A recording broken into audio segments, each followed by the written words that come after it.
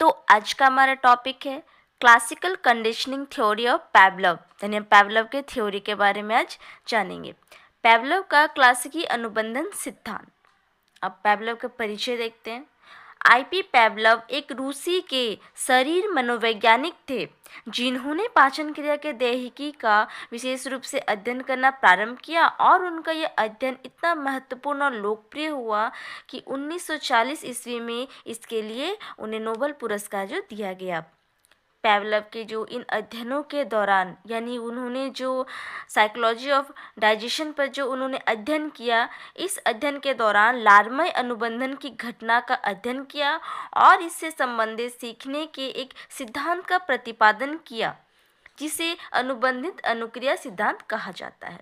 यानी पैवलव जो थे, उन्होंने पाचन क्रिया का अध्ययन करने के बाद उन्होंने अपने एक सिद्धांत का प्रतिपादन किया जिसे अनुबंधित अनुक्रिया सिद्धांत कहा जाता है, यानी क्लासिकल कंडीशनिंग थ्योरी कहा जाता है।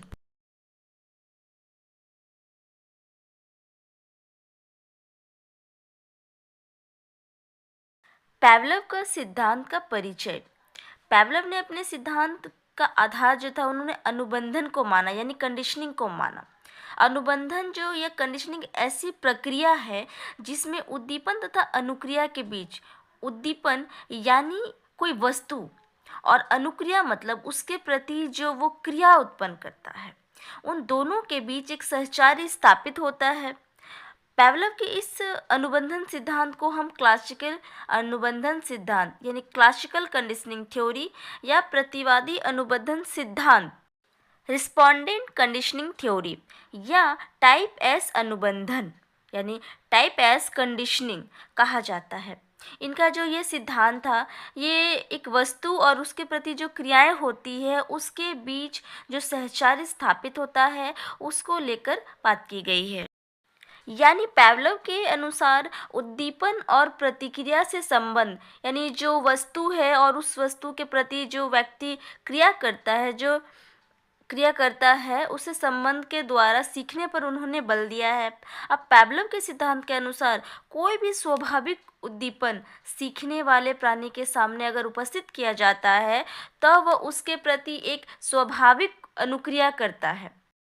अब जैसे गर्म बर्तन को छूते ही हाथ खींच लेना, भूखे व्यक्ति होने पर भोजन देकर उनके मुंह में लार का आना, किसी काले व्यक्ति रंग की वस्तु को देखकर बालक का डर जाना, अथवा गोलगप्पे की दुकान देखकर लड़की के मुंह में पानी भर आना, ऐसी ही कुछ अनुक्रियाओं के उदाहरण है। यानी कि किसी वस्तु को देखकर, किसी चीज़ को देखकर व्यक्ति उसके प्रति जो क्रियाएं करता है उसी के आधार पर पैवलव ने सीखने पर बल दिया है। इसमें गर्म बर्तन अथवा भोजन जो है वो स्वाभाविक उद्दीपन के उदाहरण है।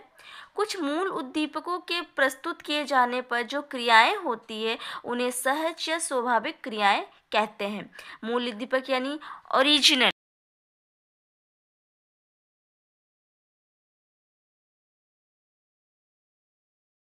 अब यदि इस मूल उद्दीपक यानी ओरिजिनल स्टिमुलस के साथ एक नए उद्दीपक न्यू स्टिमुलस को जोड़ दिया जाए और इसकी बार बार पुनरावृत्ति की जाए तो एक ऐसी स्थिति आ जाती है कि मूल उद्दीपक को हटा दिए जाने पर उसके स्थान पर केवल नवीन उद्दीपक ही रहने दिया जाने पर तब भी व्यक्ति वैसी ही प्रतिक्रिया करता है जो उसने मूल उद्दीपक के साथ की थी। यानी अगर कोई बच्चे के सामने किसी चूहे को ला दिया जाए तो वह उससे डरने लगेगा और बार बार उसके सामने उसी चीज़ को दोहराया जाएगा तो एक बार ऐसी स्थिति आ जाएगी कि वह बच्चा किसी नकली चूहे खिलौने को देखकर भी वह डरना प्रारंभ कर देगा। और ऐसा इसलिए होता है क्योंकि प्रतिक्रिया जो है उस नए उद्दीपक के साथ संबंधित हो जाती है। यानी वो बच्चा जो है उस नई चीज़ को देख के भी वही डर उसके मन में आ जाता है जो उसने पहले देखकर डरा था। जैसे एक भूखे व्यक्ति के सामने घंटी बजाकर बार बार भोजन दे तो कुछ प्रयासों के बाद मात्र घंटी बजाते ही उस व्यक्ति के मुंह से जो है लार आना प्रारंभ हो जाएगा। पैवलव द्वारा कुत्ते पर किया गया प्रयोग। तो पेवलव ने क्या किया, अपने एक्सपेरिमेंट में सबसे पहले कुत्ते को मेज पर बांध दिया, एक्सपेरिमेंट वाले मेज पर बांध दिया।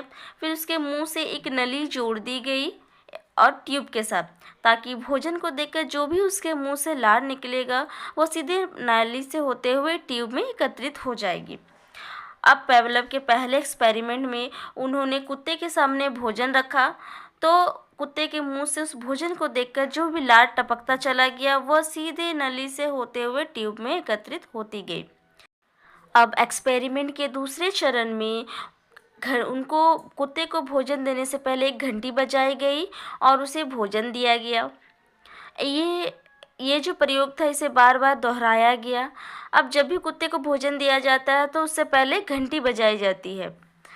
उससे क्या हुआ कि अंत में उनके अंतिम चरण में कुत्ते को यह लगा कि घंटी बज रही है, यानी भोजन आने वाला है।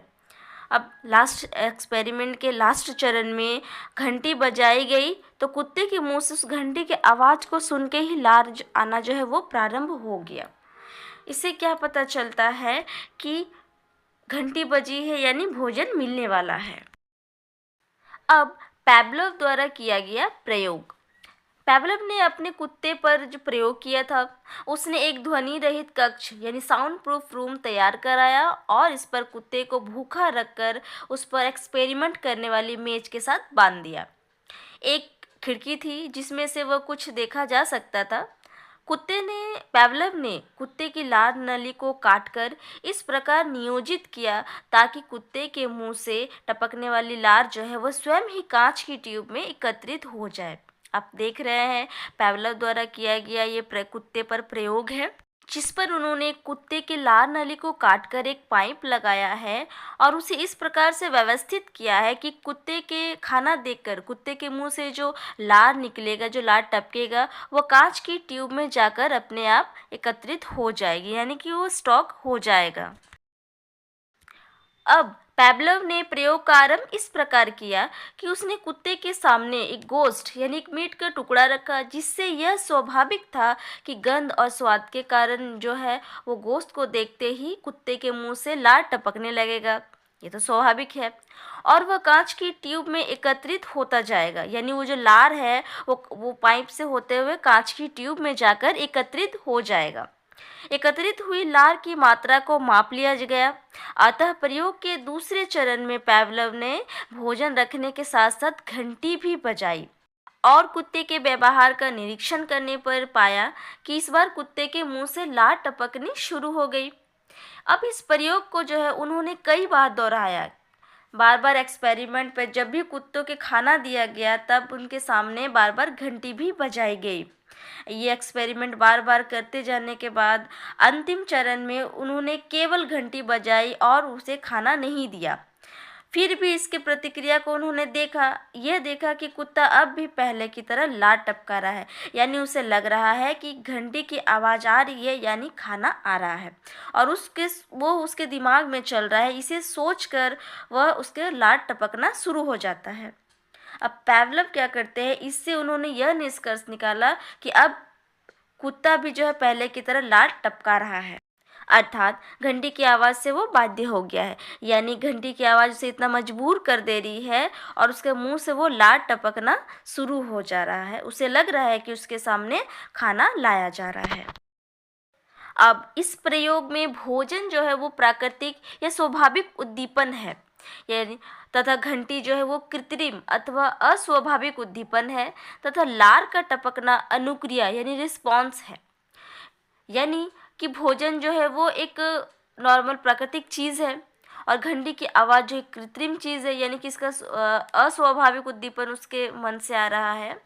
और ये सब चीज़ को देखकर अब उनके मन से जो लार टपक रहा है वो उसका क्या है, रिस्पॉन्स है, वो उस कुत्ते का रिस्पॉन्स है, यानी उसे लग रहा है कि अभी भोजन लाया जाएगा।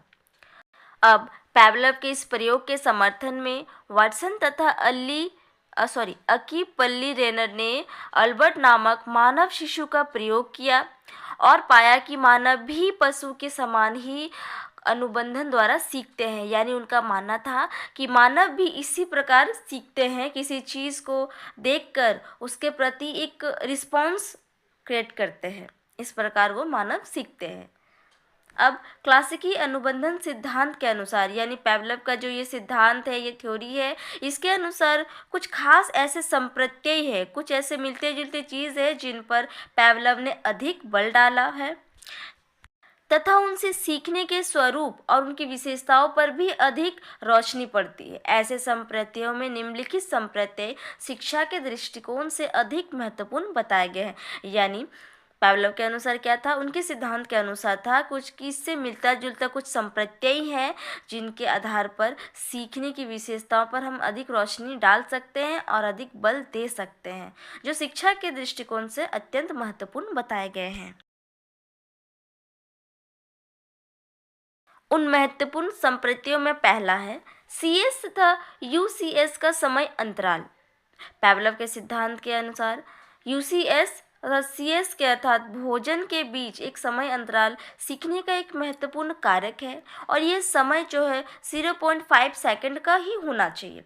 यदि ये समय अंतराल यानी ये जो टाइम ड्यूरेशन है ये इससे ज़्यादा बढ़ जाता है या इससे छोटा हो जाता, घट जाता है, तो इससे क्या होता है, अनुबंधन की जो प्रक्रिया है वो स्थापित होना कठिन हो जाता है। यानी उस घंटी की आवाज़ पर और भोजन के बीच जो समय अंतराल है वो एकदम 0.5 होना चाहिए, ना उससे अधिक होना चाहिए और ना ही उससे कम होना चाहिए, नहीं तो वो अनुबंधन स्थापित नहीं हो पाएगा। अब दूसरा है उद्दीपन सामान्यीकरण। सामान्यीकरण क्लासिकी अनुबंधन का एक महत्वपूर्ण संप्रत्यय है। जब व्यक्ति एक खास अस्वाभाविक उद्दीपन के प्रति अनुक्रिया करना सीख लेता है तो वो उस उद्दीपन से मिलते जुलते सभी अन्य उद्दीपनों के प्रति भी अनुक्रिया करता है। यानी जो चीज़, जो वस्तु उनके सामने दिखाई जाती है तो उसके समान, उससे मिलता जुलता कोई भी अन्य वस्तु के प्रति भी व्यक्ति हो या जानवर दोनों ही अपने रिस्पॉन्स देना प्रारंभ करता है। इसे ही पावलोव ने उद्दीपन सामान्यीकरण की संज्ञा दी है। अतः ये छात्रों के सीखने में उद्दीपन सामान्यीकरण का प्रभाव अधिक पड़ता देखा गया है। जैसे जब कोई छात्र किसी शिक्षक के प्रति एक नकारात्मक मनोवृत्ति, नेगेटिव एटीट्यूड विकसित कर लेता है, तब वो ऐसी ही मनोवृत्ति यानी ऐसी ही एटीट्यूड उन सभी शिक्षकों के प्रति विकसित कर लेता है जहाँ तक कि छात्र उन शिक्षक द्वारा लिखित पुस्तकों के प्रति भी एक नेगेटिव एटीट्यूड जो है वो विकसित कर लेता है। अब तीसरा है विभेद। विभेद विभेद की जो घटना है वो सामान्यीकरण से ठीक विपरीत है। जिस तरह सामान्यीकरण में हमने देखा है कि जब दो चीज़ों के आपस के बीच संबंध स्थापित होता है, दोनों चीज़ें के प्रति जब रिस्पॉन्स आने लगता है, वैसे ही उसी का उल्टा विभेद में होता है। जैसे जैसे सीखने के लिए दिए जाने वाले प्रयास की संख्या बढ़ती जाती है। तीसरा है विभेद।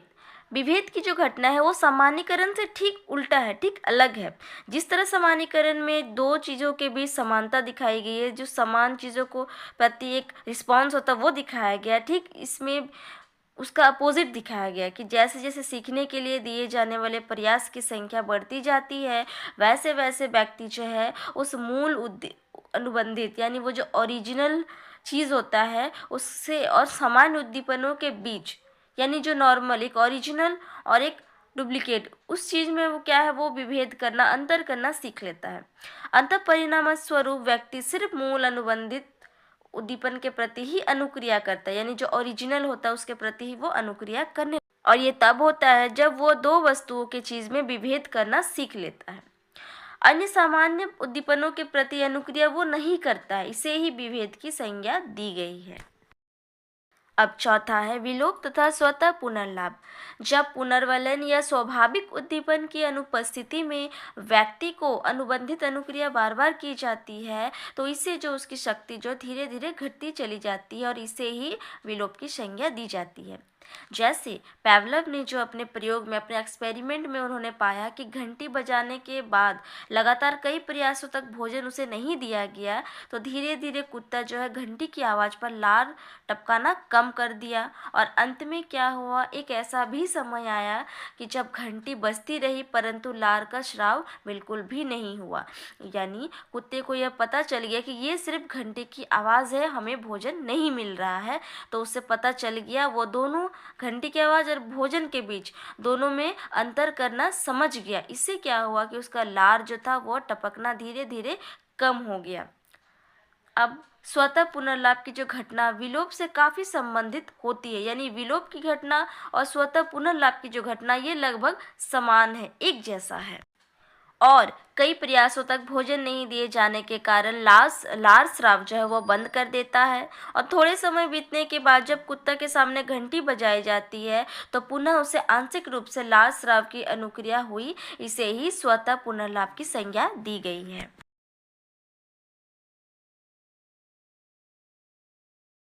5वां है पुनर्बलन। क्लासिकी अनुबंधन में पुनर्बलन का एक महत्वपूर्ण संप्रत्यय है। पैवलव ने पुनर्बलन शब्द का प्रयोग नहीं किया था, उन्होंने इसकी जगह पर केवल स्वाभाविक उद्दीपन का ही प्रयोग किया था। अब पैवलव के प्रयोग में स्वाभाविक उद्दीपन जो है वो भोजन था, जो एक पुनर्बलन का उदाहरण है, यानी भोजन जो है उसे बार बार लार टपकाने पर बल देता था। 6 नंबर है पुनरावृत्ति एवं समीपता। क्लासिकी अनुबंधन में पुनरावृत्ति एवं समीपता का महत्व अधिक है। इस तरह के अनुबंधन स्थापित होने के लिए यह आवश्यक है कि CS यानी घंटी की जो आवाज़ तथा UCS भोजन जो है में समय के रूप में निकटता हो, अर्थात इन दोनों का समय अंतराल जो है 0.5 सेकंड के आसपास हो, तथा साथ ही साथ इन दोनों की पुनरावृत्ति कई प्रयासों तक हो। अब आते हैं पैवलव के थ्योरी के एजुकेशन इम्प्लीकेशन पर, यानी क्लासिकी अनुबंधन सिद्धांत का शैक्षिक आशय एवं मूल्यांकन। इसमें पहला है, शिक्षा मनोवैज्ञानिकों का यह मत है कि क्लासिकी अनुबंधन के सिद्धांत को हम कक्षा की शिक्षा में उपयोग करना कठिन है। फिर भी इस सिद्धांत का शैक्षिक आशय है, अपना कुछ शैक्षिक आशय है, क्योंकि इससे जो है छात्रों को यानी शिक्षकों को छात्रों में कुछ विशेष अच्छी आदतों को उत्पन्न करने से तथा बुरी आदतों को दूर करने में मदद मिलती है। दूसरा है, क्लासिकी अनुबंधन के प्रयोग से छात्रों में हम एक अच्छी आदतों का निर्माण किया जा सकता है। जैसे यदि किसी वयस्क छात्र को एक वातानुकूलित कमरे में रखकर अध्ययन करने के लिए कहा जाए तो उसकी जो मनोवृत्ति, उसका जो एटीट्यूड है वो अध्ययन के प्रति तो धनात्मक हो ही जाएगी, तथा साथ ही साथ उसमें एक अच्छी आदत भी उत्पन्न हो जाएगी।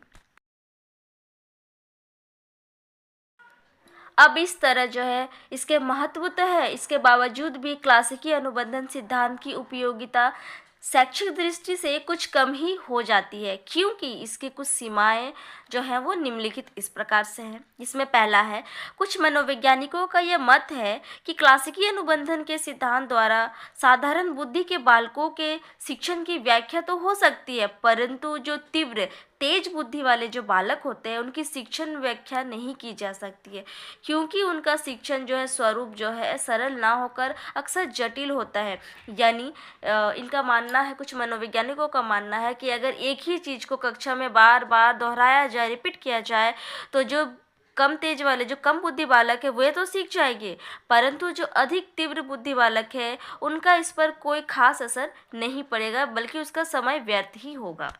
दूसरा है, क्लासिकी अनुबंधन के सिद्धांत में पुनरावृत्ति पर बल डाला गया है, यानी कि क्लासिकी अनुबंधन जो सिद्धांत है उसको बार बार पुनरावृत्ति, एक ही चीज़ को बार बार दोहराने पर बल डाला गया है।